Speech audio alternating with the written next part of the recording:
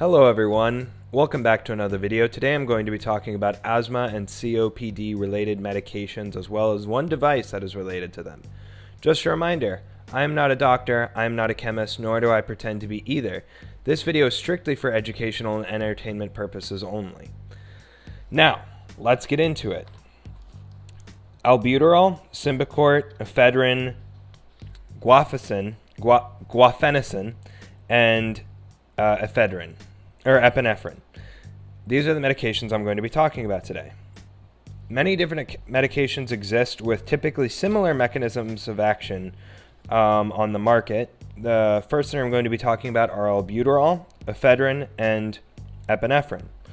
Although they are administered differently, they are all bronchodilators. Some body of evidence suggests that nicotine isolated in patch form, gum form, or even in vaporizer form could be having a bronchodilation effect, but this is not known for certain by any means, and it seems to be very dosage dependent, at some dosage having no effect or possibly even worsening bronchoinflammation, or at another dose aiding in bronchial tube dilation.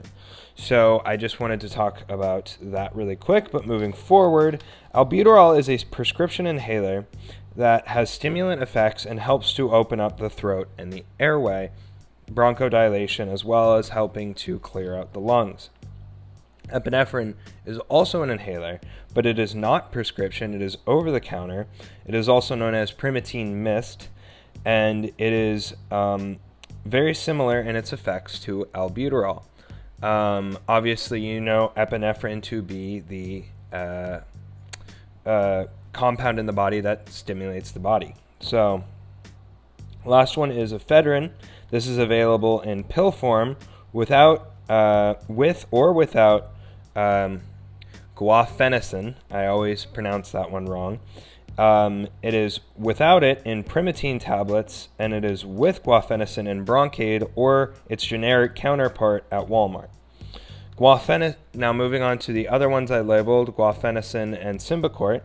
Guaifenesin is the most commonly taken because it is taken often when people are sick.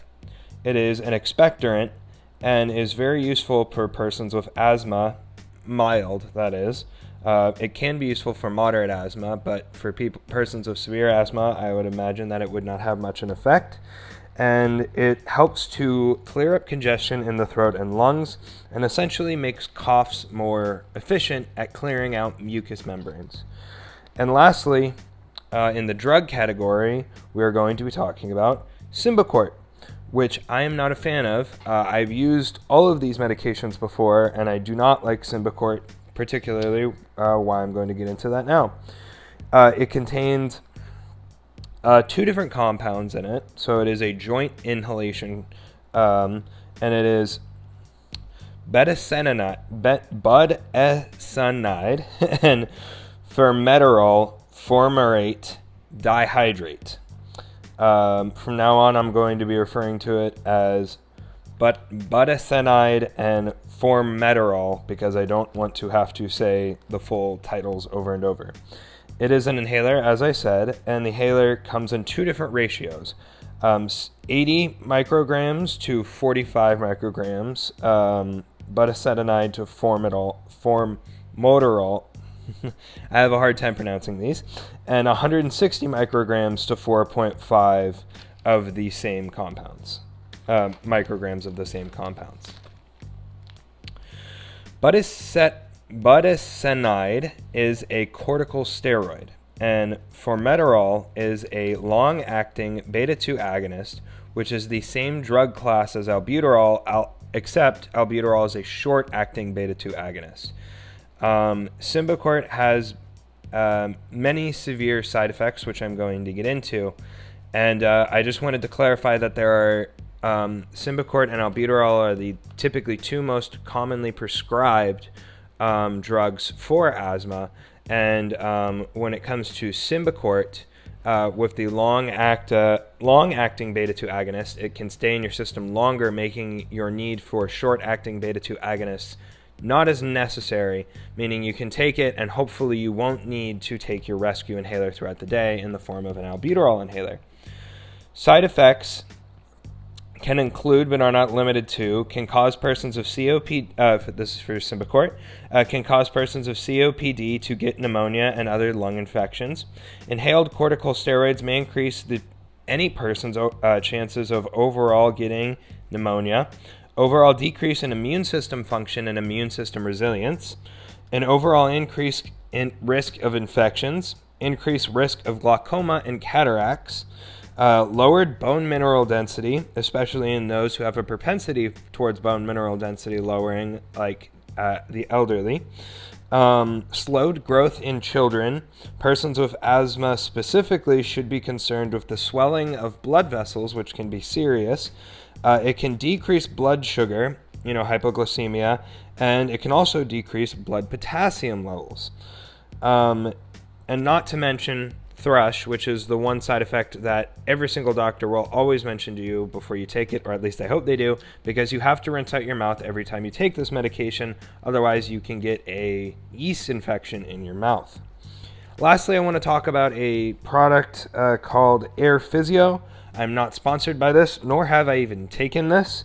It is essentially it looks like an inhaler, and you exhale into it, and it has what looks like a ball bearing, and the ball bearing shake. If you're doing it correctly, the ball bearing will shake, imitating very slight coughs that are supposed to jar your airways in a way that you wouldn't really feel, but they're supposed to imitate really little coughs. And it's essentially supposed to facilitate the expectorant effects of moving mucus out. So for people with mild to moderate asthma, it's said that it could be useful. Now, the product itself is very expensive. It's $70 from what I could see. I mean, not exactly $70. It's like $69.94 or something. And the research I did on it led me to believe it has potential to work, but I want to see more data on it. And I'm frankly really upset because all of the reports that I could find were purely anecdotal. But I would like to see more data on it, because if it does work, that could eliminate the need for an expectorant type drug such as guafenicin. Overall, I had mild to moderate asthma before. Right now, I seem to have no asthma. I don't take inhalers anymore. I exercise without it. And my asthma was exercise-induced asthma, so that's important to note because most people have allergy-induced asthma, and mine didn't seem to be related to allergies, although allergies could have played a role in exacerbating my asthma when it came to exercise. I've taken all of the medications I talked about except for the Physio, which is a device, not a medication. It's drug-free, which is also a benefit for a lot of people because they don't want to have to deal with side effects of a lot of the medications.